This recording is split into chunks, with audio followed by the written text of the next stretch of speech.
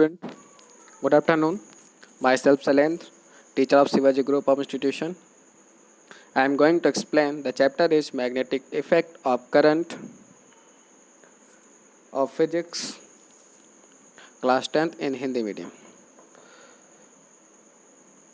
जैसा कि मैं आपको लास्ट ऑडियो और पीडीएफ के थ्रू इस चैप्टर को पढ़ा चुका हूँ। अब मैं इस वीडियो के थ्रू उसे रिवाइज कराना चाहूँगा और इसी चैप्टर को आपको रिवीजन करना है।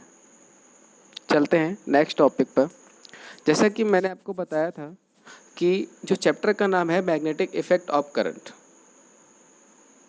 Effect of current by current means current के द्वारा मैग्नेटिक इफेक्ट क्या होते हैं।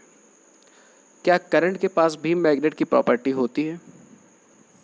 इसी पढ़ने के लिए पहले हमें मैग्नेट के बारे में पता होना चाहिए, मैग्नेट की प्रॉपर्टीज़ पता होनी चाहिए, तो हम इस चैप्टर के जो भी क्वेश्चन हैं उनके आंसर को बहुत अच्छे से समझ सकते हैं और किसी के आगे रिप्रेजेंट भी कर सकते हैं। चलते हैं पहले, जो कि मैं आपको बता चुका हूँ कि चुंबक क्या होता है।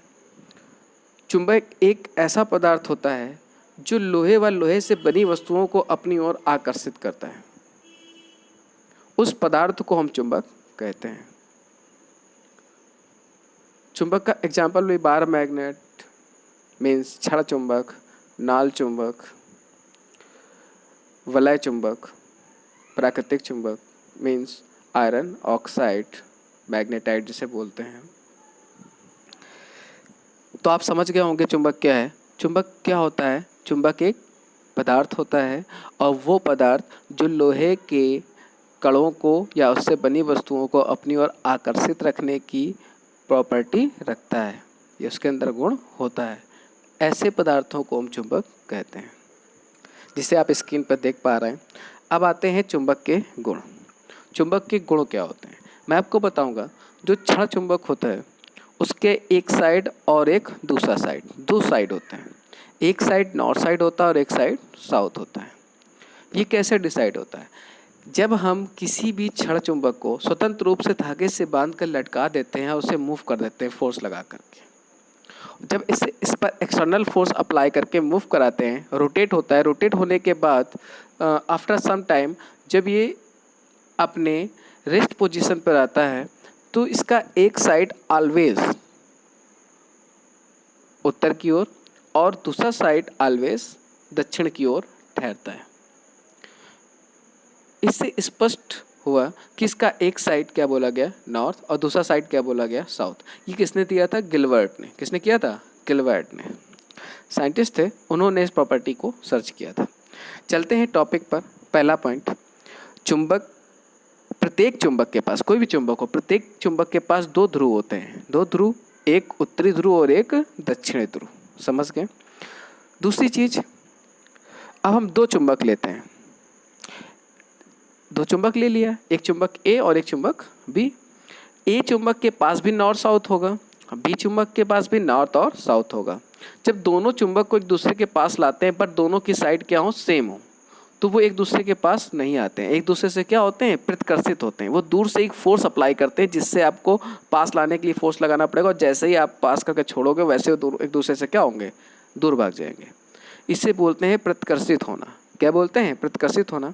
इसी तरीके जब इन दोनों चुंबक के हम विपरीत पोल्स को, मतलब एक उत्तरी ध्रुव और एक दक्षिण ध्रुव को पास लाते हैं तो कुछ दूर तक लाएंगे, कुछ दूर बाद वो ऑटोमेटिक ही आपको फोर्स नहीं लगाना पड़ेगा, वो एक दूसरे को खींच कर क्या होंगे? चिपक जाएंगे। तो इसे बोलते हैं आकर्षित होना। तो इसमें से आपने देखा ना, सेम पोल कभी अट्रैक्ट नहीं करते हैं, ये क्या करते हैं? रिपेल करते हैं।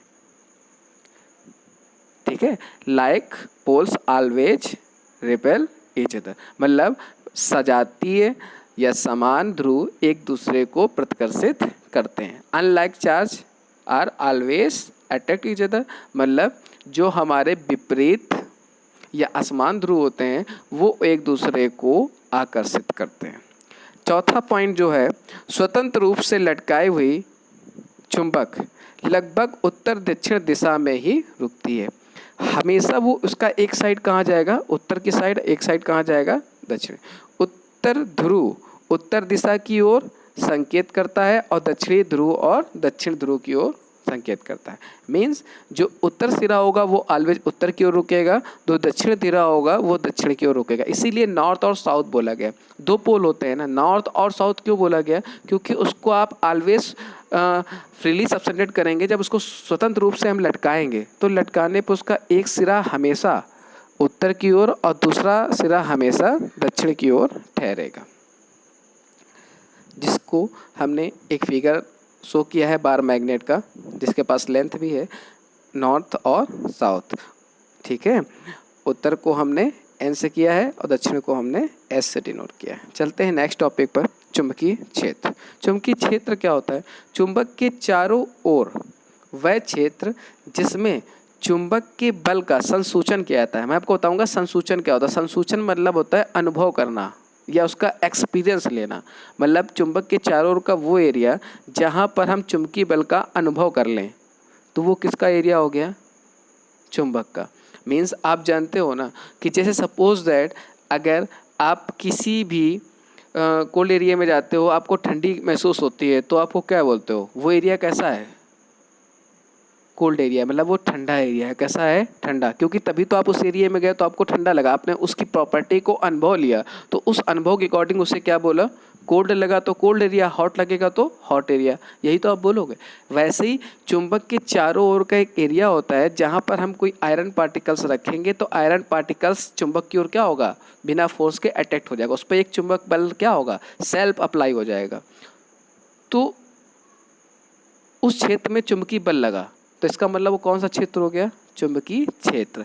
और जिस चुंबक से बल लगा है वो एरिया उसी चुंबक का है। तो आप समझ गए हैं, चुंबक के चारों ओर का वह क्षेत्र, कोई भी चुंबक है उसके चारों ओर का वह क्षेत्र जहाँ पर चुंबकीय बल का संसूचन या अनुभव किया जाता है। आप चाहें तो अनुभव लिख सकते हैं यहाँ पर। ठीक है, एसआई मात्रक इसका क्या होता है? टेस्ला होता है। और मैंने इसका एक एक्स्ट्रा मात्रक भी आपको बताया है, पीडीएफ में लिख के दिया था। वो क्या होता है? वेबर पर मीटर स्क्वायर। चलते हैं नेक्स्ट लाइन पर। चुंबकीय क्षेत्र में आपको दिया गया, ध्यान दे रहे होंगे आप, ये आपका जो चुंबकीय क्षेत्र है, चुंबकीय क्षेत्र में परिमाण व दिशा, चुंबकीय क्षेत्र में परिमाण व दिशा दोनों होती है। ठीक है, चुंबकीय क्षेत्र में परिमाण व दिशा दोनों होती है, और यही बोल सकते हैं चुंबकीय क्षेत्र में परिमाण व राशि दोनों होते हैं। तो चुंबकीय क्षेत्र को दिक्सूचक की सहायता से समझाया जा सकता है। मीन्स अगर उसके पास परिमाण भी है, दिशा भी है, तो दिक्सूचक से उसको दर्शा। दिक्सूचक मैं आपको बता चुका हूँ, जो दिशा को सूचित करता है, जिससे हम दिशा को पता लगाते हैं, जो दिशा के डायरेक्शन को दिखाता है, उस यंत्र को हम दिक्सूचक कहते हैं। दिक्सूचक की सहायता से समझा सकते हैं। दिक्सूचक की सुई स्वतंत्र लटकी हुई एक क्षण चुंबक होती है। मैं आपको बताया था, कंपास बताया था ना, कंपास निडल, जब ऑस्टर्ड का रूल पढ़ाया था तो उसमें आपको बताया था कंपास को हिंदी में क्या बोलते हैं? दिक्सूचक। तो उसमें एक चुंबकीय सुई होती है। एक तरीके से चुंबकीय सुई को देखें तो अगर हम फिजिक्स के अकॉर्डिंग देखेंगे तो वो हमारी क्या है? एक इस मैग्नेट स्टिक है। क्या है? मैग्नेट स्टिक, क्षण चुंबक है। क्या है? क्षण चुंबक। तो जो सुई लगी होती है वो एक क्षण चुंबक होती है। अब आते हैं चुंबकीय क्षेत्र के गुण। चुंबकीय क्षेत्र के गुण क्या होते हैं? तो आप देख पा रहे हो चुंबकीय क्षेत्र के गुण आपको दिया होगा। चुंबकीय क्षेत्र का क्या होता है? जो चुंबकीय क्षेत्र होता है मैं आपको बताऊंगा। तो चुंबकीय क्षेत्र का गुण तो क्या है? उसमें अगर कोई भी आयरन पार्टिकल्स रखोगे तो उसमें क्या लगेगा? एक चुंबकीय बल लगेगा। तो उससे हम क्या बोलेंगे? चुंबकीय क्षेत्र और उसका चुंबकीय क्षेत्र का गुण। अब आते हैं चुंबकीय क्षेत्र रेखाओं के गुण। अब चुंबकीय क्षेत्र रेखाएं क्या हैं? मैं आपको बता चुका हूँ चुंबकीय क्षेत्र रेखाएं क्या होते हैं। वे काल्पनिक रेखाएं जो चुंबकीय क्षेत्र को प्रदर्शित करती हैं या जिनसे चुंबकीय क्षेत्र को दर्शाया जाता है, उसे हम क्या बोलते हैं? उसे हम चुंबकीय क्षेत्र रेखा कहते हैं। अब उस चुंबकीय क्षेत्र रेखा के गुण। चुंबकीय क्षेत्र रेखाएं सदैव चुंबक के उत्तरी ध्रुव से निकलकर दक्षिणी ध्रुव की ओर जाती हैं, तो उत्तरी ध्रुव से प्रकट होती हैं और दक्षिणी ध्रुव पर विलीन हो जाती हैं। तो ये लिखा है, आप इसको ये लिख सकते हैं, चुंबकीय क्षेत्र से निकलती हैं और दक्षिणी ध्रुव पर जाती हैं, उत्तर से दक्षिण की ओर। क्षेत्र रेखाएं बंद वक्र होती हैं, मैंने आपको बताया क्षेत्र रेखाएं क्या होती हैं, बंद वक्र होती हैं। नंबर 2, प्रबल चुंबकीय क्षेत्र में रेखाएं अपेक्षाकृत अधिक निकट होती हैं। प्रबल चुंबकीय क्षेत्र में रेखाएं अपेक्षाकृत अधिक निकट होती हैं। जो प्रबल चुंबकीय क्षेत्र होता है वहाँ पर चुंबकीय बल रेखाएं पास पास होंगी, वहाँ चुंबकीय क्षेत्र प्रबल होगा, और जहाँ पर दूर दूर होंगी वहाँ चुंबकीय क्षेत्र दुर्बल होगा। मैंने आपको पहले भी बताया था ऑडियो में कि चुंबकीय क्षेत्र जो होती हैं, चुंबकीय क्षेत्र में बल रेखाएं वो एक दूसरे को कभी काटती नहीं हैं। तो नेक्स्ट पॉइंट पे आते हैं। दो रेखाएं कहीं भी एक दूसरे को प्रतिच्छेदित नहीं करती हैं, क्योंकि यदि वे प्रतिच्छेदित करती हैं तो इसका अर्थ है कि उस बिंदु पर चुंबकीय क्षेत्र की दो दिशाएं होंगी, जो संभव नहीं है। इसके लिए मैंने आपको एक होमवर्क में क्वेश्चन भी दिया था, आपको याद होगा, तो आप इसको दे सकते हैं। आपसे क्वेश्चन आ सकता है कि चुंबकीय क्षेत्र में चुंबकीय बल रेखाएं एक दूसरे को नहीं काटती हैं, क्यों? तो आप बता सकते हैं क्योंकि उस बिंदु पर चुंबकीय क्षेत्र की दो दिशाएं होंगी जो कि असंभव है, इसलिए नहीं काटती हैं। उस बिंदु पर जहां पर काटेंगे वहां चुंबकीय क्षेत्र की दो दिशाएं, और कभी भी किसी एक भौतिक क्वांटिटी की दो डायरेक्शन नहीं होंगी। क्लियर? अब आते हैं चुंबकीय क्षेत्र की प्रबलता को क्षेत्र रेखाओं की निकटता की कोटि द्वारा दर्शाया जाता है। तो चुंबकीय क्षेत्र की प्रबलता होती है, चुंबकीय क्षेत्र की जो प्रबलता होती है उसे क्षेत्र रेखाओं की निकटता की कोटि द्वारा दर्शाया जाता है। जैसे कि हमने बोला चुंबकीय क्षेत्र बहुत प्रबल है, तो उस चुंबकीय क्षेत्र में चुंबकीय बल रेखाएं पास पास आप बना दीजिए, तो जब पास पास होंगी तो मतलब क्या हो गया, प्रबल हो गया। मतलब उसकी प्रबलता को अगर हमें किसी डायग्राम या किसी पेपर पर दिखाना है कि यहाँ चुंबकीय क्षेत्र बहुत ज़्यादा है, तो वहाँ पर जो मैग्नेटिक फील्ड लाइन होगी वो पास पास ड्रॉ कर दीजिए, उनकी बीच की जो गैपिंग होगी बहुत मिनिमाइज़ कर दीजिए, तो उससे पता चलेगा कि चुंबकीय क्षेत्र क्या है, प्रबल है। अगर वो गैपिंग आप बढ़ा देंगे, ठीक है, तो वहाँ से ये पता चलेगा कि दुर्बल है।